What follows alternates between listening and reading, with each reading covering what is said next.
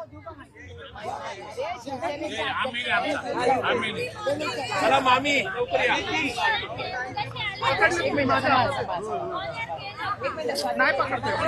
पाहतोय पुणे आणि छत्रपती संभाजीनगरमध्ये जनसुरक्षा विधेयकाच्या विरोधात आंदोलन सुरू आहे। सुप्रिया सुळे आणि आरपीआय सचिन खरात गटाचे सचिन खरात यासह प्रशांत जगताप इथे आहेत। यासह शरद पवारांच्या राष्ट्रवादीचे पदाधिकारी आणि कार्यकर्ते सुद्धा आहेत। तर दुसरीकडे जनसुरक्षा कायद्याविरोधात छत्रपती संभाजीनगरमध्ये सुद्धा महाविकास आघाडीचं आंदोलन सुरू आहे। या ठिकाणी हातात निषेधाचे हे फलक घेत सगळे आंदोलनात सहभागी झाले।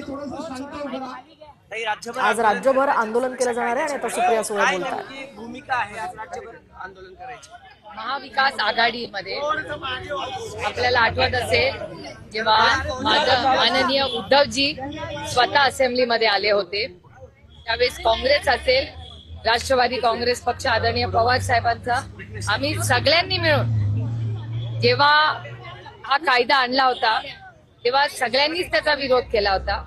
हो मी मान्य करते कमिटीमध्येही सगळे होते पण कमिटीमध्ये अनेक सूचनाही दिल्या गेल्या पण त्याची योग्य अशी अंमलबजावणी झाली नाही। मला एकाच गोष्टीचं आश्चर्य वाटतं या सरकारमध्ये एकीकडे हे सरकार सातत्याने सांगतंय की आम्ही नक्षलवाद या देशात संपवला असं केंद्र सरकार आणि महाराष्ट्राचं स्टेटमेंट आहे। तर मग जर तुम्ही एकीकडे संपवला म्हणताय मग त्याच नक्षलवादासाठी आता कायदे आहेत आणि चांगले योग्य ऍक्शन घेणारे कायदे असताना हा आणखीन एक नवीन कायदा कशासाठी हा एक प्रश्न आहे। आणि साधारणपणे सगळ्या समाजामध्ये अशी एक चर्चा आहे एक समज आहे की हा फक्त आणि विचारवंतांची ही मतं आहेत काय फक्त राजकीय विषय नाही। हा आज ते सत्तेत आहेत उद्या आम्ही येऊ शकतो सत्तेत त्याच्यामुळे ही एक प्रक्रिया आहे।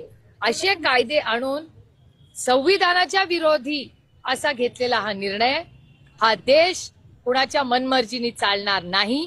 हा फक्त भारतरत्न डॉक्टर बाबासाहेब आंबेडकरांच्या संविधानाने हा देश चालणार आणि म्हणून या विधेयकाचा आम्ही सगळे मिळून महाविकास आघाडी म्हणून तर आहे पण माणुसकी आणि एक जबाबदार महाराष्ट्राचे आणि भारतीय नागरिकही आम्ही आहोत म्हणून आम्ही याचा ताकदीने विरोध करतोय आणि आमची विनंती आहे महाराष्ट्राच्या सरकारचा की हा विड्रॉ करावा आणि आहेत ते कायदे ते पूर्ण आहेत म्हणजे आम्ही अजिबात असं म्हणत नाही की ह्याच्या किंवा त्याच्या विरोधात नसावा। हा देश संविधानानेच चालला पाहिजे जेव्हा कायदे नियम आहेत।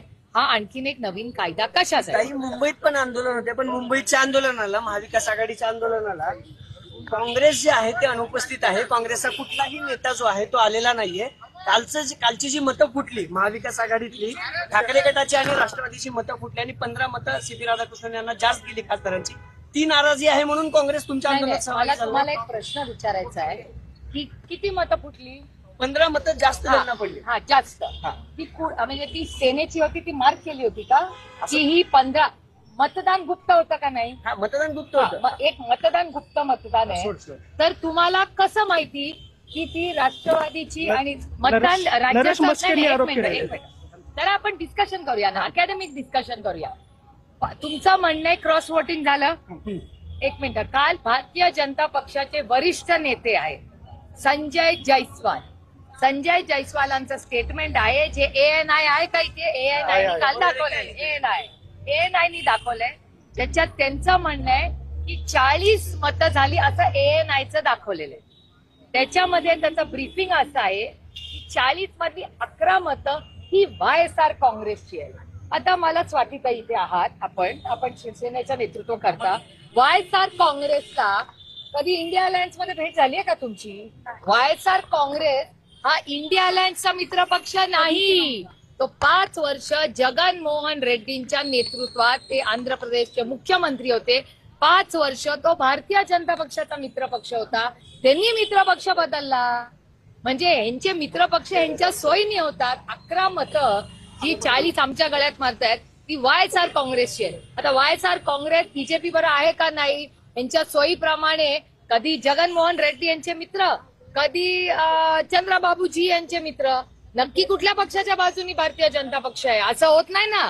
पण मग ही मतं आमचीच मग ह्यांचं आर्ग्युमेंटच खोल आहे ना। आणि दुसरं मत एक तर मला प्रश्न विचारायचा आहे, खूप प्रांजळपणे हा प्रश्न मी विचारते, ज्यांनी आरोप केले असतील त्यांना, की तुम्हाला कसं माहिती देशाने मतदान केलं ना, आम्हाला काय वेगळा रंग, मी या इथे सगळीकडे मतदान करणारी मी एकटीच आहे.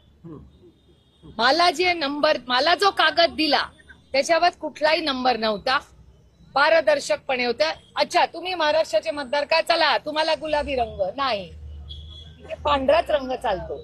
त्यामुळे असं कुठलाही वेगळा पेपर, आणि जर हे सिक्रेट वोटिंग होतं तर मग यांना कसं माहिती की कुठली मतं कुठली, हा प्रश्न मला विचाराल. जर असे आरोप असतील तर मी माननीय आपला त्याचे अध्यक्ष, खरं तर प्रेसिडेंटलाच पत्र लिहावं लागेल की याच्यात काहीतरी गोलमाल दिसतोय. गोलमालच आहे. नाही, आरोप कोणी केला ह्याला महत्व नाहीये. जर सत्तेतल्या लोकांना माहिती आहे कुठे मतदान झालं, ह्याचा अर्थ परत जे राहुलजी म्हणतात वोट चोरी चाललं ना, तुम्हाला कसं कळलं कोणी कुठल्या.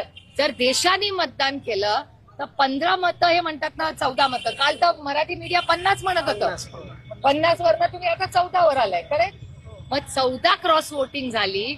मग ही कुठल्या देशाची झाली, कुठल्या राज्याची झाली, ती कशावर.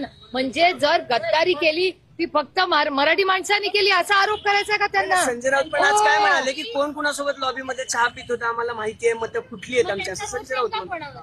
नाही, माझं वैयक्तिक मत आहे, मला माहिती नाही कुणाची मतं फुटली आहेत. एक तर कारण का काश्मीर टू कन्याकुमारी मतदान झालंय, 14 मतं जर फुटली आहेत तर ती कशावरनं महाराष्ट्राची फुटली आहेत. बरोबर. आणि सगळं चुकीचं काम हे महाराष्ट्रच करणार आहे, असं महाराष्ट्राची बदनामी करतात देशामध्ये. काय दुसरा कोणी फुटू शकत नाही. आणि आमची फुटली तर फुटली, त्यांची चूक होऊ शकते. 15 मतं वाया इनव्हॅलिड आहेत. भारतीय जनता पक्षाचेच लोक म्हणत आहेत की त्यातली 10 मतं भारतीय जनता पक्षाचे, मी नाही म्हणत आहे, भारतीय जनता पक्ष म्हणते. 15 मतं इनव्हॅलिड आहेत, त्यातली 5 आमची आहेत असं त्यांचं म्हणणं आहे आणि 10 त्यांची आहेत. बरोबर, मान्य तुम्हाला माझं आर्ग्युमेंट. मग त्यांनी केलं म्हणजे आपलं ते बाबड्या आणि दुसऱ्याचं ते कार्ट, म्हणजे त्यांनी 10 मतं इनव्हॅलिड केली, ते क्रॉस वोटिंग नाही, ती चूक. आणि मला प्रश्न विचारायचा आहे, 3 वेळा प्रशांत दादा 3 वेळा प्रॅक्टिस केली, 1, 2, 3 वेळा रिहर्सल केली भारतीय जनता पक्षाने. एक दांडी काढायची होती, असे 10 लोक फक्त एक दांडी. आहो